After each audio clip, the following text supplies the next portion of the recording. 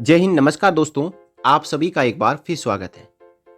दोस्तों, जो गलती करता है उसे सजा जरूर मिलती है और ऐसा ही हुआ है भारतीय सेना के एक लेफ्टिनेंट कर्नल के साथ। लेफ्टिनेंट कर्नल के ऊपर 4 आरोप लगे थे।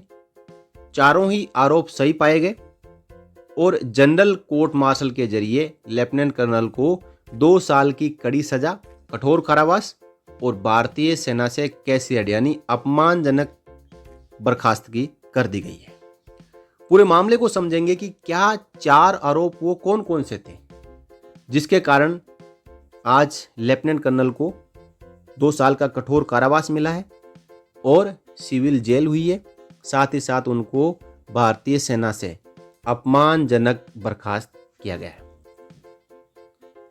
देखिए, उत्तर प्रदेश के फतेहगढ़ में जनरल कोर्ट मार्शल ने शनिवार को एक लेफ्टिनेंट कर्नल को एक महिला के साथ अवैध संबंध और वित्तीय धोखाधड़ी का दोषी पाया। कोर्ट ने उसे 2 साल के कठोर कारावास और सेवा से बर्खास्तगी की सजा सुनाई है। राजपूत रेजिमेंटल सेंटर यानी आरआरसी फतेहगढ़ से संबंध आर्मी सर्विस कोर यानी एएससी के लेफ्टिनेंट कर्नल अविनाश गुप्ता पर लखनऊ सब एरिया के जनरल ऑफिसर कमांडिंग ने सेना अधिनियम आर्मी एक्ट के तहत कई आरोपों में मुकदमा चलाने का आदेश दिया था। कर्नल अभिषेक गुप्ता जीसीएम के पीठासीन अधिकारी थे यानी प्रेजाइडिंग ऑफिसर थे। लेफ्टिनेंट कर्नल गुप्ता को 4 आरोपों में दोषी पाया गया है। पहले 3 आरोप आर्मी एक्ट की धारा 52F के तहत धोखाधड़ी वाले लेन देन से संबंधित थे और चौथा आरोप धारा 45 के तहत अशोभनीय आचरण अनबिकमिंग कंडक्ट से संबंधित था, जिसमें एक महिला के साथ अवैध संबंध बनाने का आरोप शामिल था। लेफ्टिनेंट कर्नल गुप्ता ने 2013 और 2014 में हिसार में 5001 AC बटालियन में सेवा की थी। यानी 2013-14 में वो हिसार में पोस्टेड थे 5001 AC बटालियन में और 14 सितंबर 2020 को 57 NCC बटालियन यूपी के साथ सेवा करते हुए उन्होंने 2013 में हिसार में सेवा करते समय अपने नाम पर जारी किए गए 40% रियायत वाउचर का उपयोग, यानी ये फॉर्म डी होता है, कंसेशनल वाउचर होते हैं।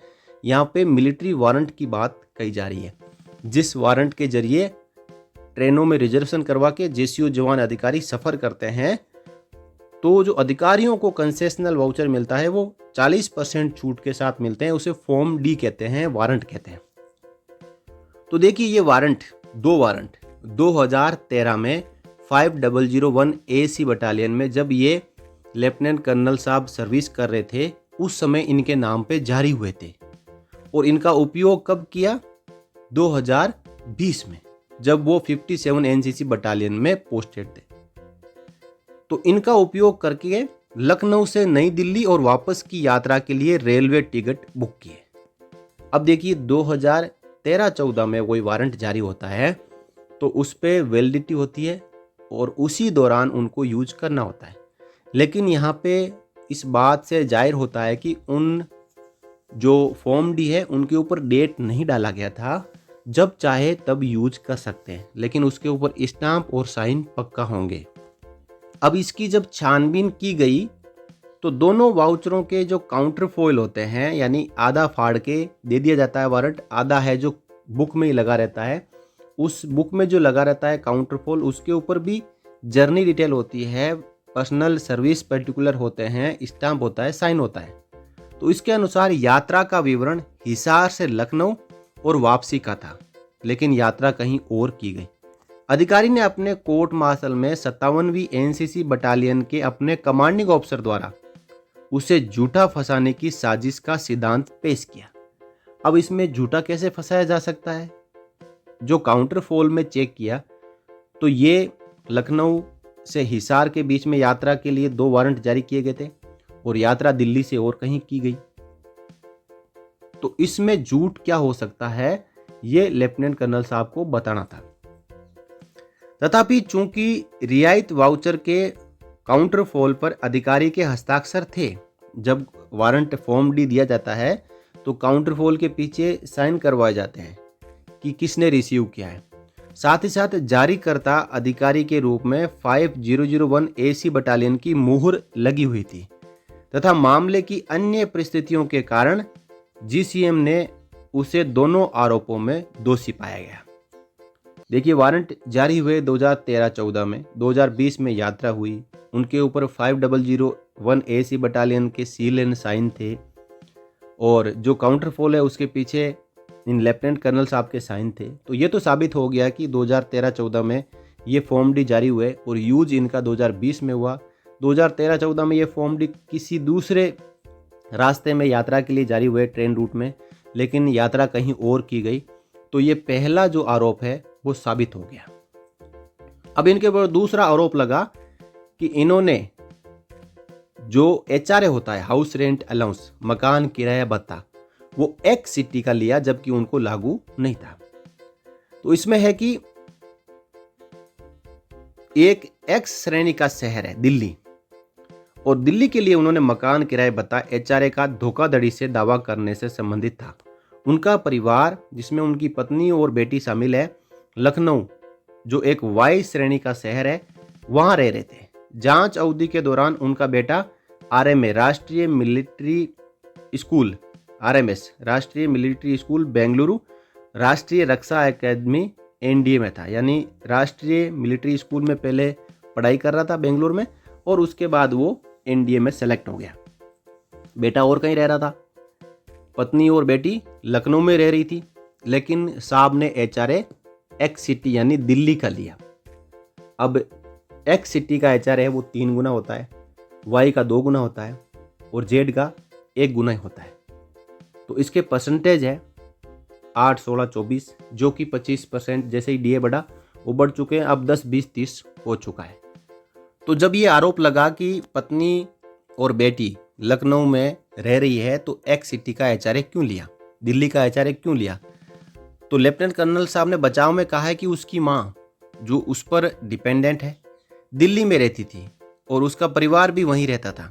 हालांकि ये देखते हुए कि माँ को चयनित निवास की दलील यानी SPR होता है जो सेलेक्टेड प्लेस ऑफ रेजिडेंस, उसके लिए डिपेंडेंट के रूप में शामिल नहीं किया गया है। जो नियम है कि केवल पत्नी है वही SPR पे रह सकती है, माँ को SPR के जो नियम है उसमें शामिल नहीं किया गया है। और उसकी पत्नी जो एक पूर्व वायुसेना अधिकारी है के साक्ष्य, जिसने उसके खिलाफ गवाही दी और कहा कि वे और उसकी बेटी लखनऊ में रहती थी और उनका दिल्ली आना जाना केवल 3-4 दिनों के लिए ही था, अदालत ने उसे आरोप का दोषी पाया।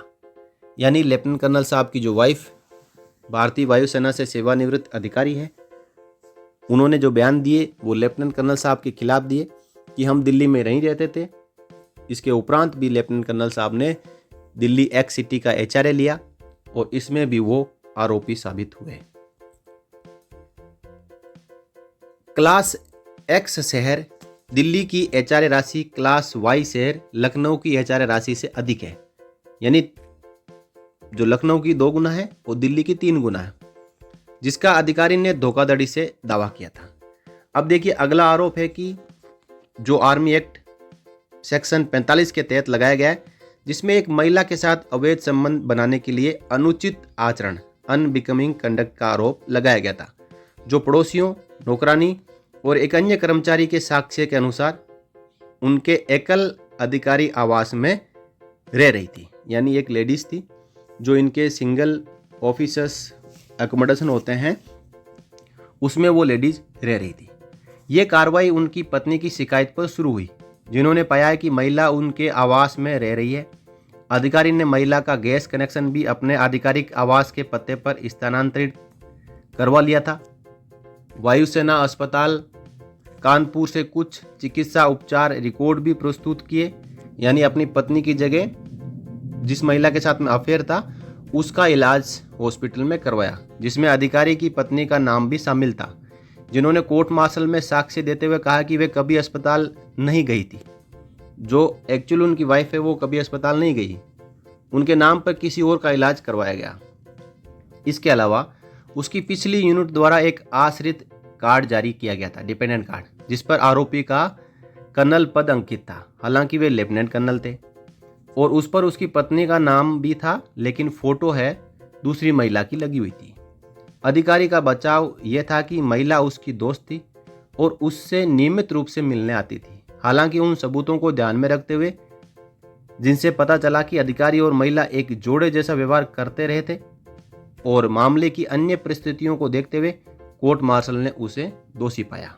तो इन 4 गंभीर आरोपों के बाद ये सभी आरोप सही साबित हुए, जिसके बाद जनरल कोर्ट मार्शल ने लेफ्टिनेंट कर्नल साहब का सेना से बर्खास्तगी का आदेश दे दिया और 2 साल का कठोर कारावास भी सुनाया है।